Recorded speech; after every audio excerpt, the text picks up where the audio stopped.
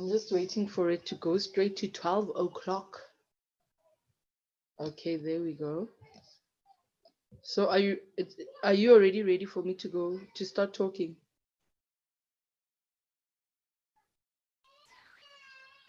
We are live. Okay.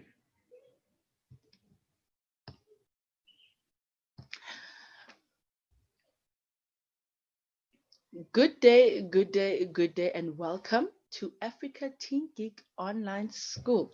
I hope that everybody's having a beautiful Wednesday today. It seems like a sunny day for some good physical sciences activities. Yes, indeed. If you have just joined us in, this is the Physical Sciences Grade 11 class. This is a Physical Sciences Grade 11 class. I hope that everybody's in the right place and you are ready to do some physics and you've been doing the work that we've been doing throughout this week and the week before. Today, we've got an interesting topic. We have moved to Unit 7. Unit 6 is quite short, so I've merged them into one and made acid-base reactions. So in this topic today, we're going to cover Unit 6 and Unit 7. Yes, I am your Physical Sciences Grade 11 teacher. My name is Nonkululego Matondo. You guys can catch me on social media, on LinkedIn specifically. It's Trio Madondo on LinkedIn. And you guys can also get me on my email, which is nonku3.madondo@gmail.com. If you guys encounter any problems from whatever activities or homework that I could have given you guys, if there's somewhere where you guys are getting stuck, please let me know. Oh, guys, I'm so sorry. I made a mistake here. The topic is not acid-base reactions. The topic is oxidation and reduction reactions. So the topic here is oxidation and reduction reactions. We've already done acid-base reactions, and we did some problems. And I hope that you guys finally understand the acid-base reactions. And now we're moving on to the types of reactions that we get. Okay. I hope that everybody is having a good day, and I'm just trying to, yes, get everything in line. I hope that everybody can hear me. I'm reminding you guys again that we're working from the Oxford Successful Textbook. So if you have it, that is a bonus.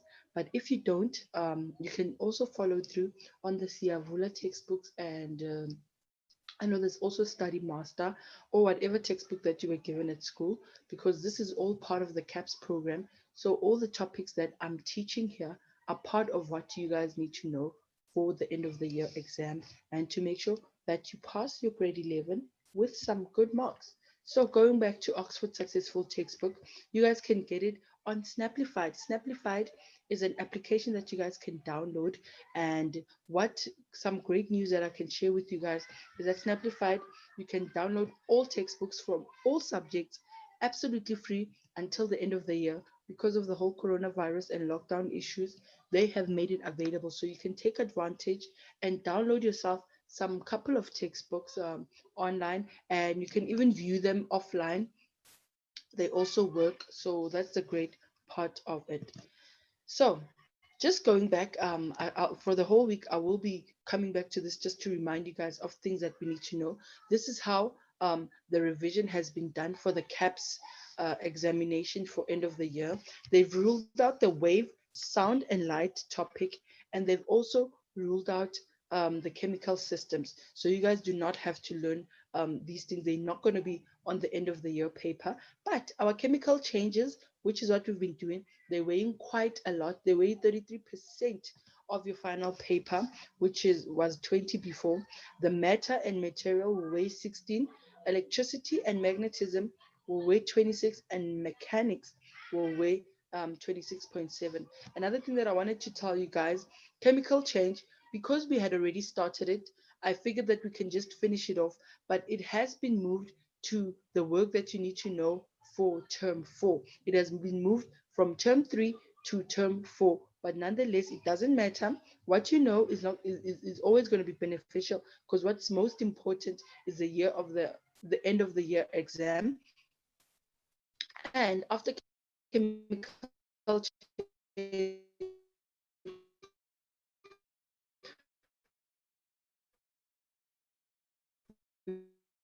we're going to move straight to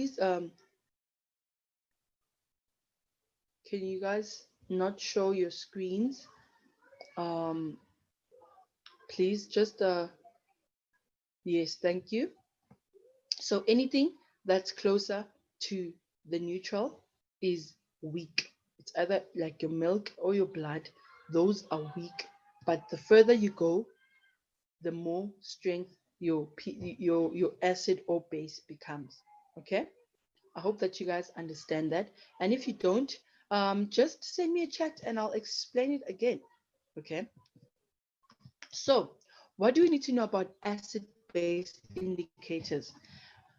Is that there is certain chemicals, namely dyes, that are used to test whether a chemical is an acid or a base. So we never get to know.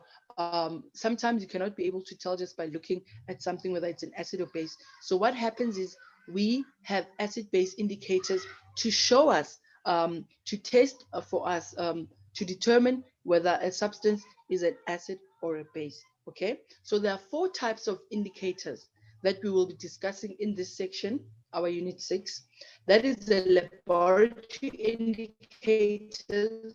These are the indicators that they usually use in laboratory at schools, for example, to test. And then we've got the universal indicators, which is the more advanced ones.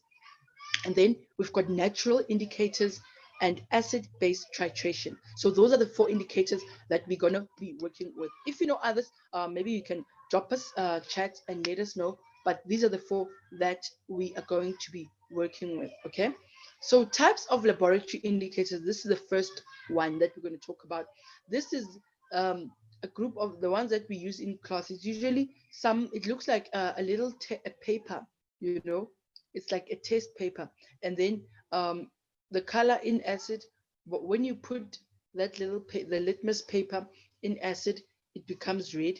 When you put the litmus paper in a base, it becomes blue. Remember, we spoke about it when we talked about reactions, that the characteristics of reactant of acids and bases is that on litmus paper the color is red, and on a base it becomes blue.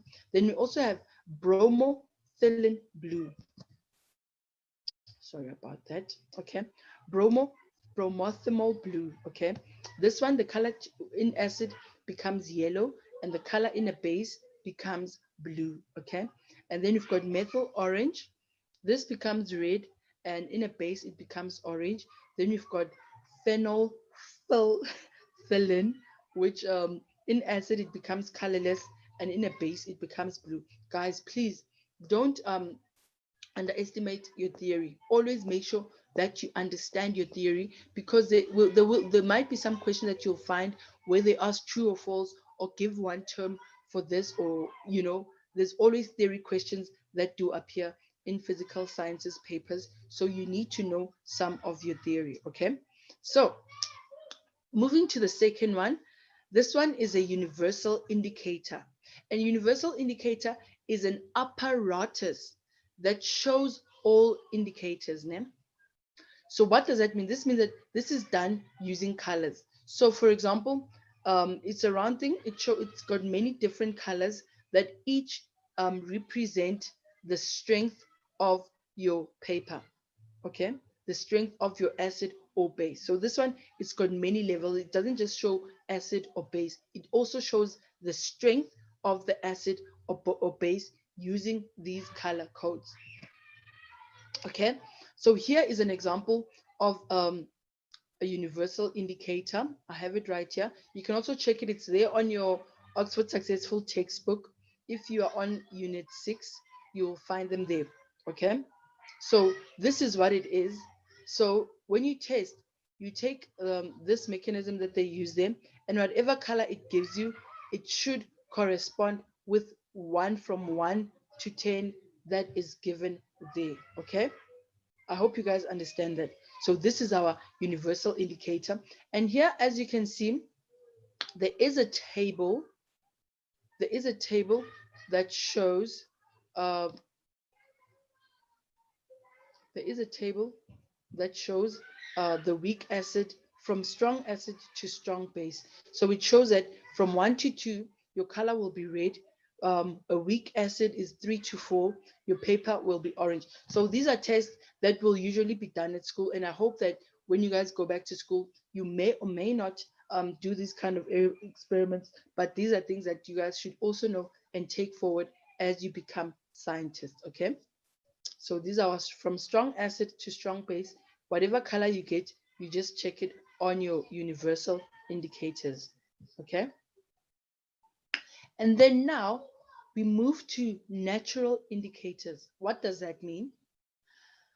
Um, Universal indicators, I mean, natural indicators are indicators that you find in nature. Okay, so you use a dye on a certain plant to indicate whether they are acidic or alkaline. This is using natural measures to test. So you don't need to have laboratory equipment in order for you to test. These ones, they come naturally, and it's not always sometimes things that you can do yourself. Sometimes you find that these plants, they can indicate on their own because of the soil that they are entrapped in. They can be able to tell you whether they are acidic or alkaline. Okay, so the plants that are used most of the time, it's red cabbage, red lettuce, red flower petals, diluted red wine, red grape juice, diluted beetroot juice, and tea. So these are some of the plants that are used, and of course some wines and grape juices. These are also used to test whether a substance is acidic or basic. Okay, but these ones, they also other things that can be tested in a laboratory and experiments that get to be done at school. But of course, right here, we will not be able to do them because we do not have the right equipment, laboratory, and protective equipment for us to conduct experiments. Okay, but please guys, when you check there, you'll see there's some experiments that are written there on our textbooks. Please just read through them in order for you guys to understand what is going on and what do they mean by using a plant, and and how these plants are used. There is experiments there that are there in the textbook that I'd like you guys to read through in order for you guys to understand further. Okay, I hope that we are all together. So another example that we have, it's a hydrangeas, English, hydrangeas flower. This one is also a natural indicator. Why? Because it depends on the soil. Basically, it is used to test the soil. Okay, so because it's planted there, when it turns pink, it means that the soil is too acidic. And if the soil is basic, it will turn purple blue. So this one, it's already an indicator. It's working on its own accord, and it doesn't need you to mix anything. It's already a plant, and it indicates on its own. So guys, these are natural indicators. I hope that you guys now understand what it means when we talk about acid-base indicators and the different types of indicators that we find out there. Okay, so the fourth one that we're going to speak about is the acid-base titration. Okay, in this case, it's an experiment procedure used to determine the concentration of an acid or a base. Okay, acid is slowly added to a base until it reaches the neutral state, which means in this case, our neutral state is the 7. It's where it becomes a 7. The pH becomes a 7. Okay, this point is called the end point. An indicator is added to show the end point. Okay, I just want to see if I can have an example of a titration reaction.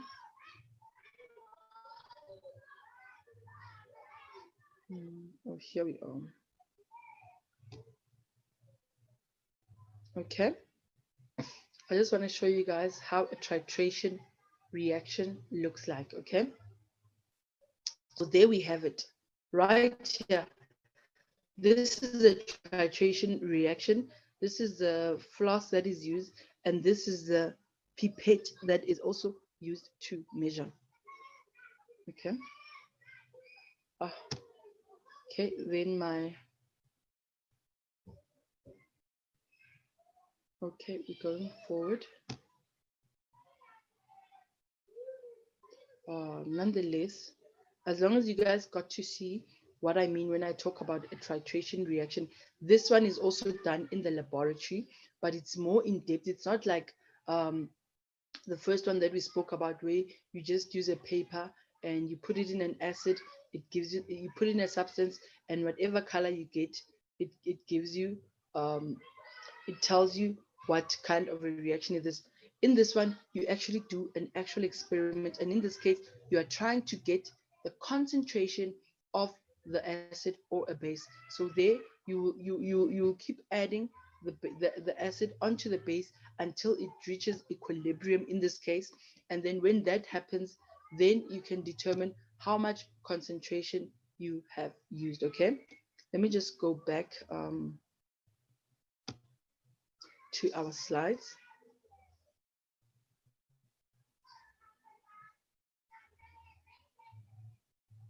Okay, so that is our acid-base titration. So I hope that you guys understood acid-base indicators, and now we are done with this part.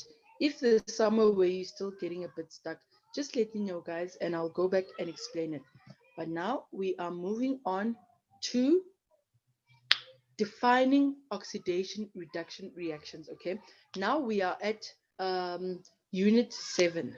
Okay, check unit 7 on your Oxford Successful textbook or any of your textbooks. They all have the same kind of information put differently, but remember, guys, we follow the Oxford Successful textbook to make sure that we don't mix up topics or units in there, like because each and every topic has its own way of explaining information. So here we are using the Oxford Successful textbook.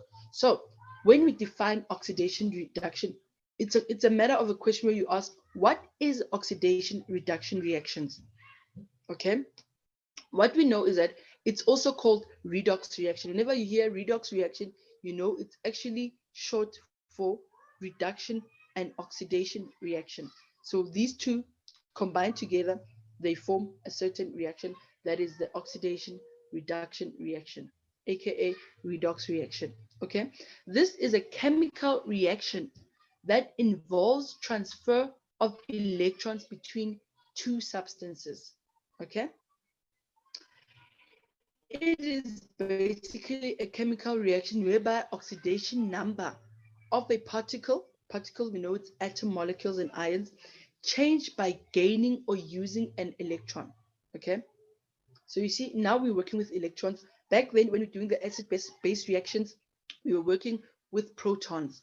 In this case now, we are working with electrons. So it's all about gaining, when a substance gains and loses an electron, okay? When one substance gains, one substance loses, and the other one gains an electron, okay? So what do we know? Oxidation is the gain of an electron by a particle, and reduction is the loss of an electron by a particle. Okay, let me just go back to our textbook.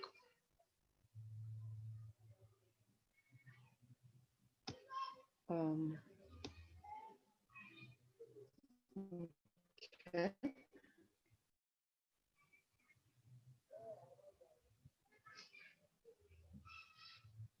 so okay, we've done acid base indicators. I just want us to get to the explanation of oxidation and reduction.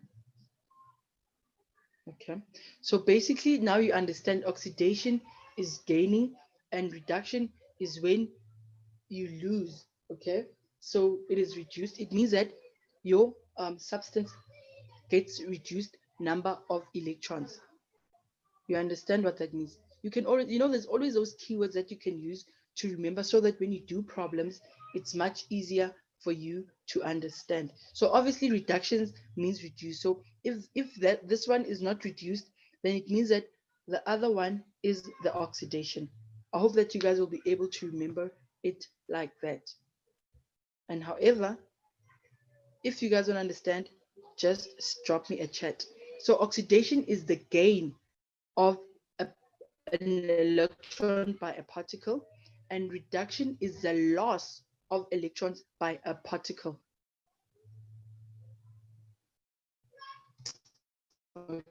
Okay. So I hope that we are together in this. Reduction, reduce, oxidation, gain. Okay. So you gain electron, a particle gains electrons, reduction, a particle loses an electron. Okay? So these processes happen at the same time during a chemical reaction one element loses electrons and the other element gains those electrons. This is called redox reaction. So now they are combined. That's why they call redox reaction, because both these changes happen in one chemical reaction. Okay, I hope you guys understand what that means. So let's move on.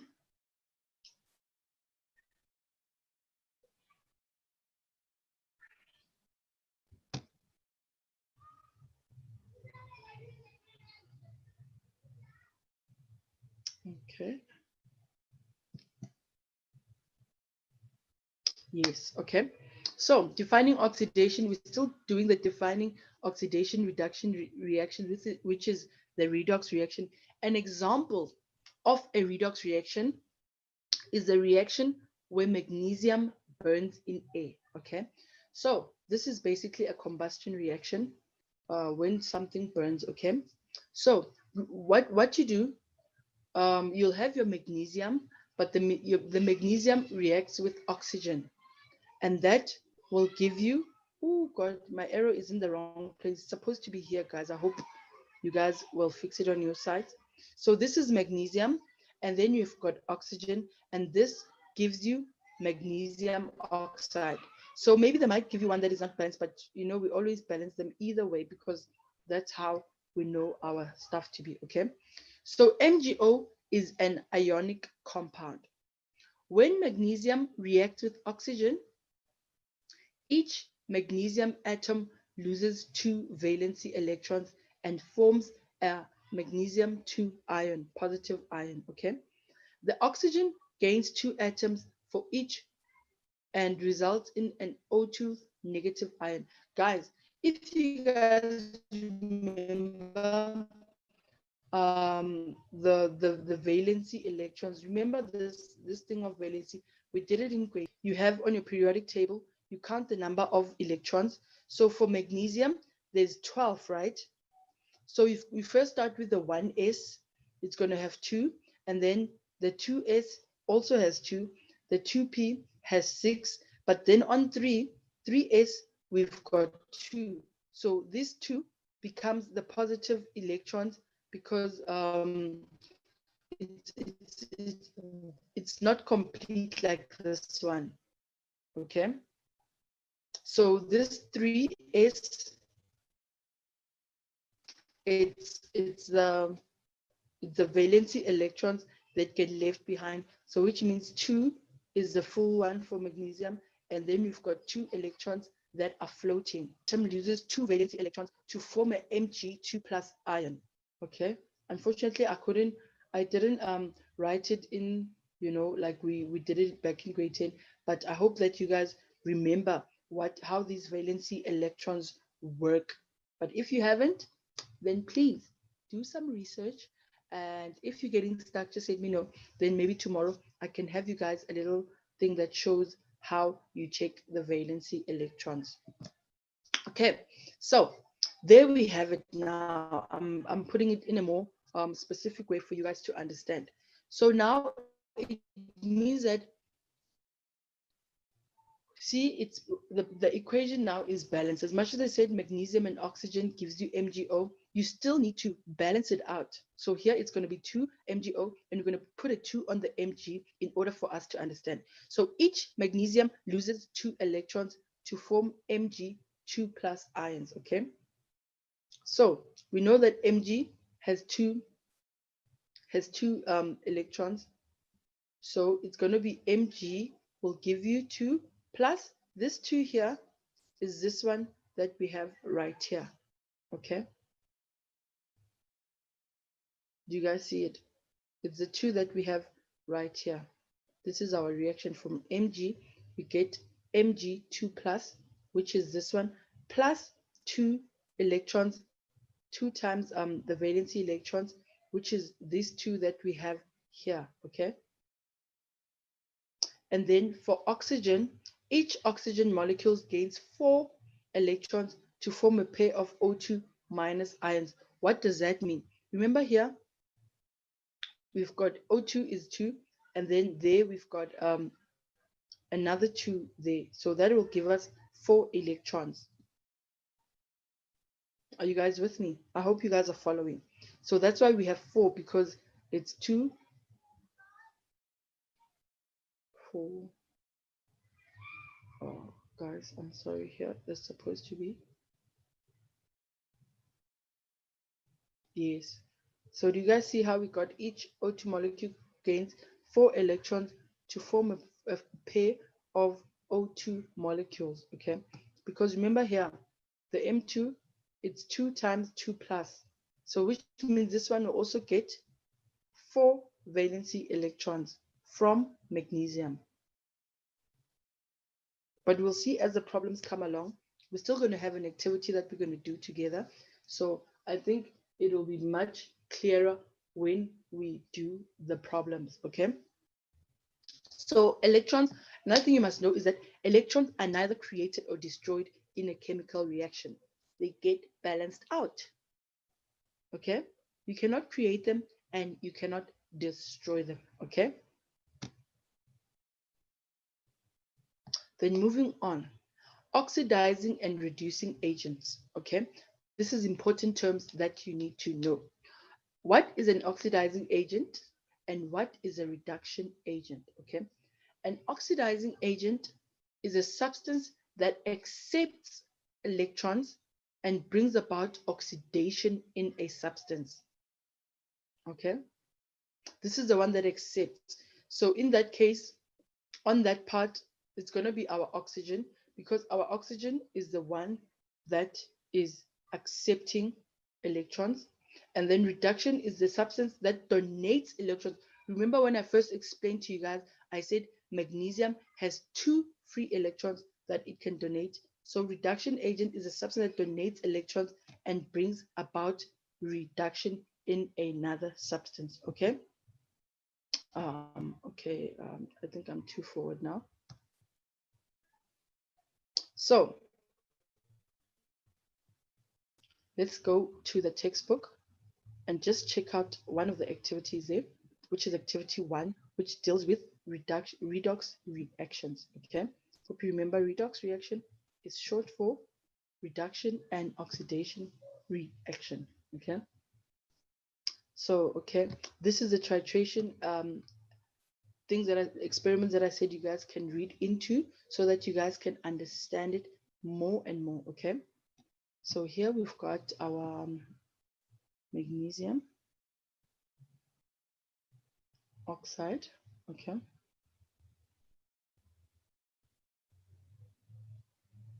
okay. So do you guys see the reaction that happened here? Here's magnesium, which is oxidation, and O2, which is the reduction. Okay, so oxidation half reaction is X, which will give you X plus E, and reduction reaction will always be the one that has, for example, Y plus E and gives you a result. Okay, so with the oxidation reaction, it always gives out an electron, but this one always takes in an electron.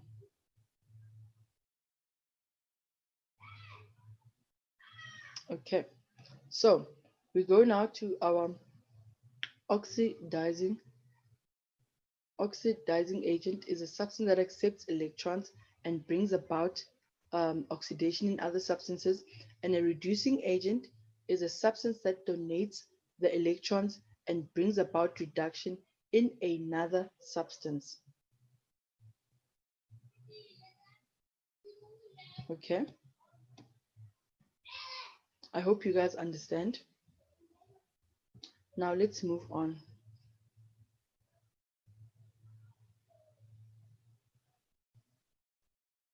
There we have it. Now we've got our activity one. I want us to do this activity, guys, because I want us to all understand what is going on. What I've done here, I've screen grabbed this one and put it um, into our slide so that while I continue reading on, you guys can see if you guys can do these ones, and then we will I'll just give you guys 5 minutes. So at 40, we will try and answer these questions so that you can see how far you are with understanding your redox reactions. Please, guys, if you don't have the textbook, just take a quick picture and then we will do them together.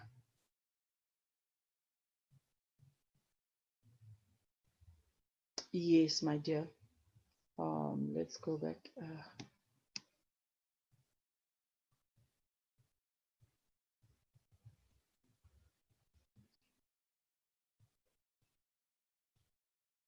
Yes. See, this is oxidation. Oxidation agent is a substance that accepts. Reducing agent is a substance that donates the electron. Yes, so it is the the reducing agent, but it's the one that's doing the oxidation reaction. Okay.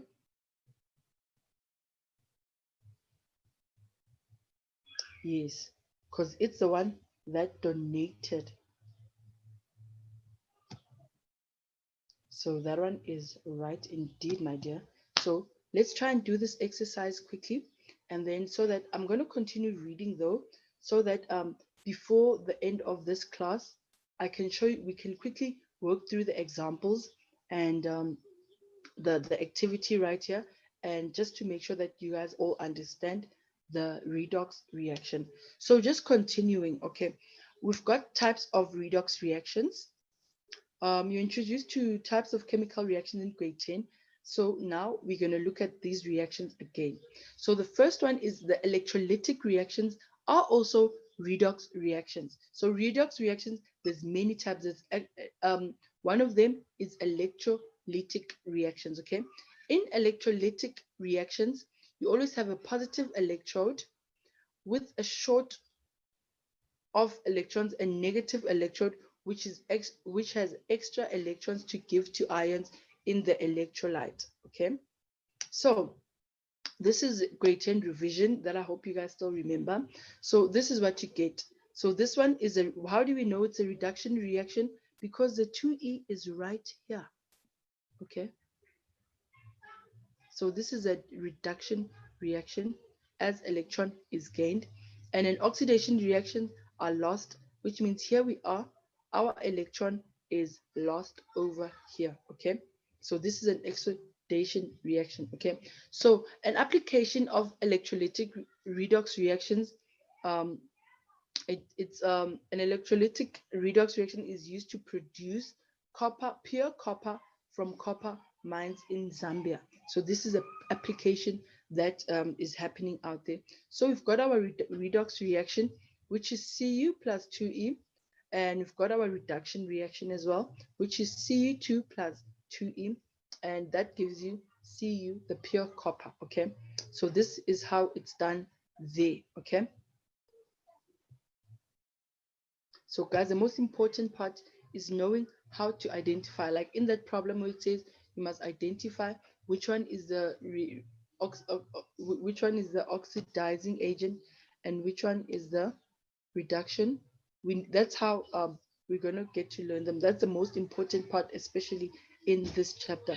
Identify the oxidized and the reduced and give a reason for your answer. Then identify the oxidizing and reducing agent. Okay, so guys, please do this problem quickly and at exactly 40, we'll go through it, but at least you guys would have read through it on your own and you would have understood where you guys are getting stuck. Okay, so there's also other types of redox reactions.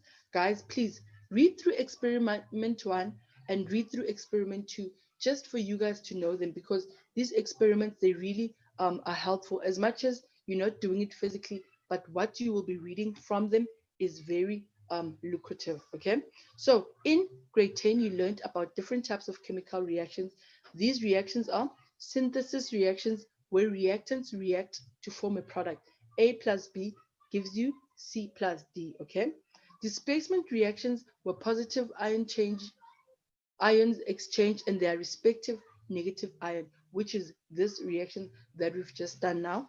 Decomposition reactions, where a single compound breaks down to give two or more simpler compounds. Okay, so you remember that it's similar to the acid-base reaction that we did, where A plus B, AB will give you A plus B. So that's what it means when it says decomposition reaction. Okay, so these type of reactions can also be redox reactions, and we will look at examples as we go forth. Okay, so this is another redox synthesis reaction for experiment 2. Guys, please read through it and understand it. It's gonna be good for you in the long run. Okay, it will make it easier for you to understand how some of these things are being done. As you can see there, we also have discussions for it, and also do experiment 3, which is a redox displacement reaction. Just do it, guys. Just read through them. That's the most important part. So a new definition for redox reaction. When scientists find the definition does not work in some new situation, they do not despair and throw all the old definition. They will seek new definition which agrees with the old ones but work in the new situation. In the next unit, you shall learn of the expanded definition of the processes of oxidation and reduction. So guys, tomorrow we will be doing unit 9, and this one we're going to do activity 1 now, but this one is your homework. So tomorrow we're going to start with activity 5. Please write it down and do your homework for tomorrow, which is activity 5. Now, going back to our problem, we don't have a lot of time left. I just want us to do it quickly before we run out. We only have 4 minutes left, so you guys are going to have to write fast. This was a very long lesson with too many stuff to do, but not enough time. Okay, so there we have it. Okay, so in each of the following reactions, identify. So here we have it. Okay, so in every case, in this case, we have the 4Na plus O2 gives you 2Na2O. Okay, so they say sodium is oxidized, oxygen is reduced. Sodium is the reducing agent, but oxygen is the oxidizing agent. You guys see what's happening? Sodium is oxidized, but sodium is the reducing agent. Oxygen is reduced, but oxygen is the oxidizing agent. Okay? Do you see what this means? There's a difference between these two. So if you get a term where they ask you um, which one is, you must be clear whether it's they want to know what is reduced or they want to know the agent. Okay, so the agent is what is oxidized. Yeah, the agent is what is oxidized. So what is oxidized becomes your reducing agent, and what is reduced becomes your oxidizing agent. Okay, guys, please bear that in mind. But please check this answer quickly before our time runs out, which already has. We only have 3 minutes left. But guys, please just look through them. Always remember, the oxidized becomes the reducing agent. Your reduced becomes the oxidizing agent. Okay, so just read check these answers and make sure that they go hand in hand with what you have done. I just want to see this one. Identify oxidizing and reducing agent for the following. So for number 2, it's also the oxidizing agent. The oxidizing agent will be the agent, the substance that is oxidized. The oxidizing agent will be the substance that is reduced, and the reducing agent will be the substance that is oxidized. Okay, I hope that makes more sense for you guys. But guys, please, if you don't understand, if you guys don't understand, just let me know, and I will make sure to re-explain wherever you guys are getting stuck. Tomorrow again, we'll be here again. This is the physical sciences grade 11 class. Wherever you guys get stuck, just let me know. And your homework is activity 5. Please guys, take a picture and mark through your stuff and make sure that you guys got the correct answers. And this is your homework. Your homework is activity 5 on your Oxford Successful textbook. Let me just go to activity 5.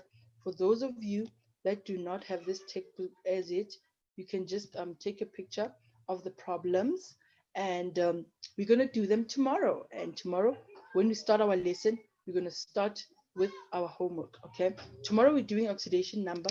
My name is Nonkululeko Madondo. This was your physical sciences grade 11 class. I hope that you guys are doing good, and your understanding, and meet you guys tomorrow again, same time at 12 o'clock. Goodbye.